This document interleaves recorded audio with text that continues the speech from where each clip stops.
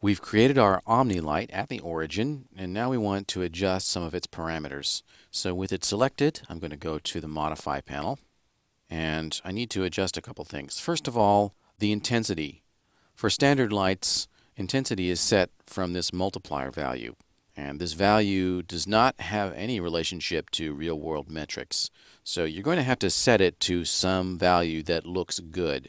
We don't know what that is in advance, so I would recommend for daylight scenes maybe a value of about 100, but you might have to tweak it and adjust it for your scene. So I've got the multiplier cranked up really high. Normally, if you're not using photometrics, that would be an impossibly high multiplier. But because we're dealing with daylighting here, we need to sort of match the intensity of daylight, so I've got to crank that up quite a lot.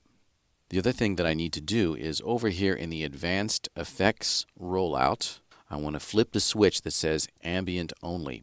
What this does is it just sends an overall wash of light out to every object in the scene. So every surface in the scene is going to receive this wash of light. So why don't we take a look at what this actually does when we render.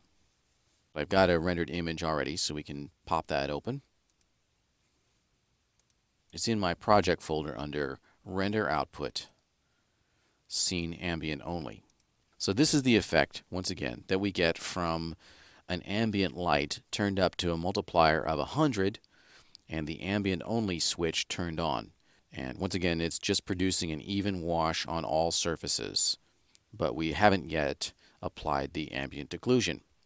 So that's how you'll create an OmniLight and set its parameters in order to get an even wash throughout your scene.